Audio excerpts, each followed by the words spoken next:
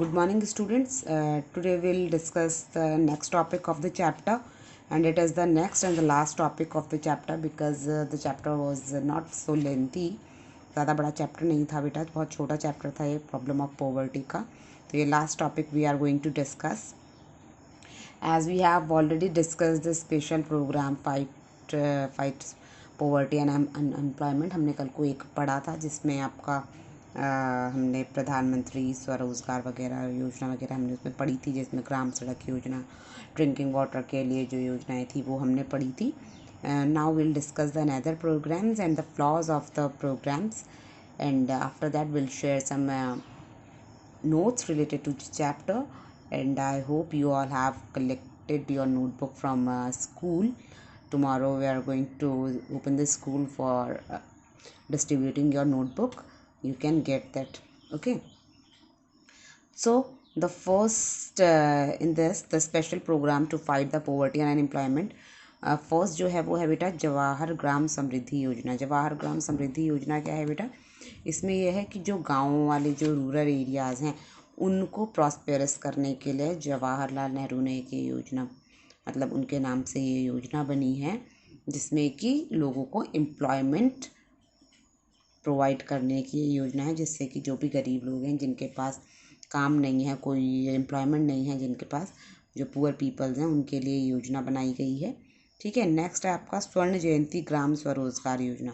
स्वर्ण जयंती ग्राम स्वरोजगार योजना ये 1 अप्रैल 1999 में आई है बेटा. ये भी सेम पर्पज़ से आई है कि गांव के लोगों को एम्प्लॉयमेंट प्रोवाइड किया जा सके. नेक्स्ट है आपका Indira Awas Yojana. It is very important बच्चे, ये इंदिरा गांधी के नाम पर रखा हुआ है इंदिरा आवास योजना. इसमें क्या है बेटा कि जितने भी ऐसे लोग हैं जो होमलेस हैं, जिनके पास रहने के लिए घर नहीं है, बरसात में या सर्दी में या गर्मी में इन लोगों को बाहर ऐसे अपना टाइम काटना पड़ता है, तो इनके लिए इंदिरा आवास योजना एक बनाई गई है, जिसमें कि लोगों को रहने के लिए शेल्टर प्रोवाइड किया जाता है. ठीक है बेटा. नेक्स्ट है आपका national food for work programme. National food for work programme है ये आपका.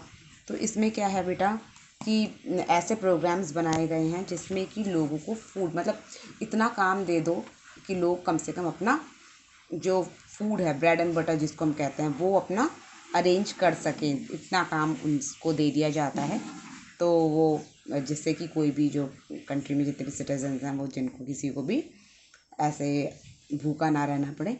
नेक्स्ट है बेटा आपका अन्नपूर्णा योजना. अन्नपूर्णा योजना भी वही है, लोगों के लिए ब्रेड एंड बटर प्रोवाइड कराने के लिए, उनके लिए खाना प्रोवाइड कराने के लिए, जिससे कि कोई भूखा ना रहे.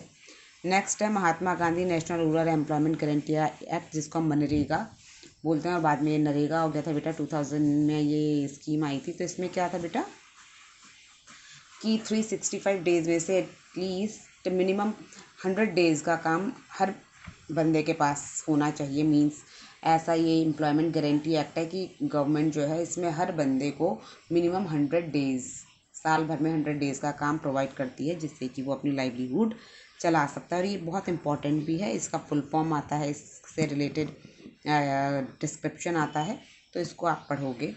आफ्टर दैट बेटा जब भी हम कोई प्रोग्राम्स वगैरह स्टार्ट करते हैं तो उसमें हमेशा कुछ ना कुछ फ्लॉज आते हैं. तो इनमें भी कुछ फ्लॉज हमेशा रहे हैं. तो फ्लॉज क्या क्या हैं? वो फ्लॉज हैं हमारे, सबसे पहले इनएडिक्वेट फिनेंशियल लिमिट. इनएडिक्वेट फिनेंशियल लिमिट में क्या है कि जो गवर्नमेंट है वो इतने सारे प्रोग्राम्स बना तो रही है, लेकिन इतने सारे जो प्रोग्राम्स हमने डिस्कस किए, इन सारे प्रोग्राम्स को इम्प्लीमेंटेशन के लिए they need the financial assistance. Financial assistance से क्या है मतलब कि अगर गवर्नमेंट चाहती है कि वो स्वरोजगार योजना बनाए, वो आवास लोगों को प्रोवाइड करे, वो फूड लोगों को प्रोवाइड करे, वो एम्प्लॉयमेंट प्रोवाइड करे, तो all this programme need some financial assistance. इसमें पैसा लगेगा, लोगों गवर्नमेंट को भी पैसा चाहिए होगा. तो वो पैसा इतना कहाँ से आएगा? सपोज हम बोलते हैं, जैसे सपोज मोदी जी का एक जो न्यू स्कीम चली है कि जितने भी BPL वाले लोग हैं उनको जो राशन है वो फ्री में प्रोवाइड किया जाएगा. तो फ्री में राशन प्रोवाइड करने के लिए पैसा कहाँ से आएगा, है ना? मतलब अभी है, मतलब वो एक अच्छी चीज़ है कि भाई जो हमारे कंट्री के जो रिच पीपल्स हैं वो टैक्सेशन के थ्रू हमारी कंट्री का जो रेवेन्यू होता है उसमें काफ़ी पैसा आ जाता है, जिससे स्कीम्स चलाई जा सकती हैं. मगर अगर ऐसा हो कि कंट्री में रेवेन्यू कम हो, मींस जो रिचर पीपल्स हैं वो कम है, टैक्सेशन के थ्रू रेवेन्यू कम कलेक्ट हो रहा है और हमें जो प्रोग्राम्स हैं वो ज़्यादा बनाने पड़ रहे हैं, पुअर पीपल्स के लिए सब्सिडी वगैरह, कंपनसेशन वगैरह, ये सारी चीज़ें हमें ज़्यादा प्रोवाइड करनी पड़ रही हैं। ऐसी जो सोशल प्रोग्राम्स हैं इन्हें ज़्यादा इन्वॉल्व करना पड़ रहा है, तो फिर ऐसी स्कीम्स के लिए पैसा कहाँ से आएगा? तो जब फाइनेंशियल कंडीशन जब ठीक नहीं होती है तो ये सारे काम जो हैं वो रुक जाते हैं, बहुत अच्छे से वर्क नहीं कर पाते हैं। नेक्स्ट है बेटा lack of interest. Lack of interest का मतलब क्या है कि जो गवर्नमेंट होती है, देखो गवर्नमेंट में क्या होता है कि सपोज़ एक सिंपल सा एग्जांपल है, सपोज़ कोई स्कीम है वो बीजेपी की गवर्नमेंट ने स्टार्ट करी, ठीक है, तो जब तक बीजेपी की गवर्नमेंट है तो वो काम अच्छे से चल रहा है। आफ्टर सम टाइम जब कांग्रेस की गवर्नमेंट आ जाती है, किसी और लीडर की गवर्नमेंट आ जाती है, तो जो प्रायर लीडर जो होता है उसकी स्कीम पर कोई खास इंटरेस्ट जो प्रेजेंट लीडर होता है वो नहीं दे पाता है। एक रीज़न तो ये भी है। दूसरा कई बार ये होता है कि खुद जो जिस गवर्नमेंट के टाइम पर वो स्कीम आई होती है, आफ्टर अ टाइमिंग जब और सारी केसेस या और सारी चीज़ें सामने आ जाती हैं, तो स्टार्टिंग में तो कोई भी प्रोग्राम बहुत अच्छे से चलता है, लेकिन after a timing as a time passes जो इंटरेस्ट होता है गवर्नमेंट का या जो मिनिस्टर्स का है वो ख़त्म होने लगता है। मतलब जैसे नबार्ड्स हैं, नबार्ड्स क्या होते हैं, national bank for agriculture and rural developments है।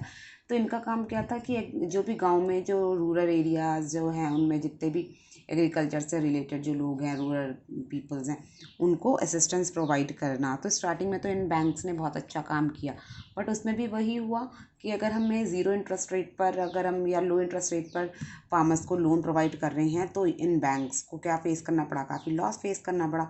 तो स्कीम बहुत अच्छा काम नहीं कर पाई। तो same thing happen with them also कि भाई अगर हमें ये सारे प्रोग्राम्स चलाने हैं तो जो इंटरेस्ट है वो लैकिंग हो जाता है कहीं ना कहीं, ठीक है। दूसरा आपका है पुअर टारगेटिंग, कि जो गवर्नमेंट है या जो भी स्कीम आ रही है ये अच्छे से टारगेट नहीं कर पा रही है, पुअर टारगेटिंग हो रही है। जहाँ पर जिस चीज़ की ज़रूरत है वो चीज़ वहाँ प्रोवाइड नहीं हो रही है। जिन लोगों को एक्चुअली शेल्टर की ज़रूरत है उनको नहीं मिल पा रहा है, जिसको फूड की ज़रूरत है उनको नहीं मिल पा रहा है। तो जो टारगेटिंग है वो अच्छे से नहीं हो पा रही है।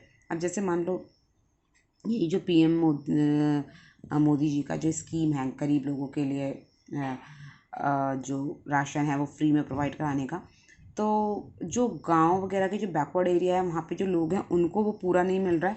इनफैक्ट जो लोगों ने अपने फेक बीपीएल कार्ड्स बना लिए हैं लोग, उससे जिनको की ज़रूरत भी नहीं है उनको वो जाके ले आते हैं। तो मतलब जो टारगेटिंग है वो ठीक नहीं है।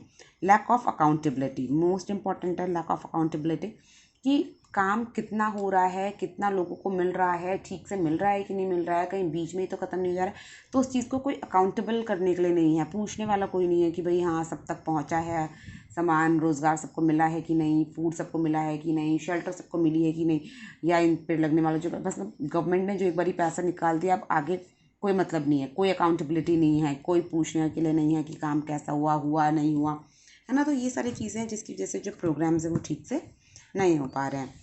तो बेटा that is all for the chapter and tomorrow will send some notes related to the chapter and उसको आप लोग अपनी नोटबुक पर as it is down write down कीजिएगा। And day after tomorrow will start the new chapter 5 and till then take care.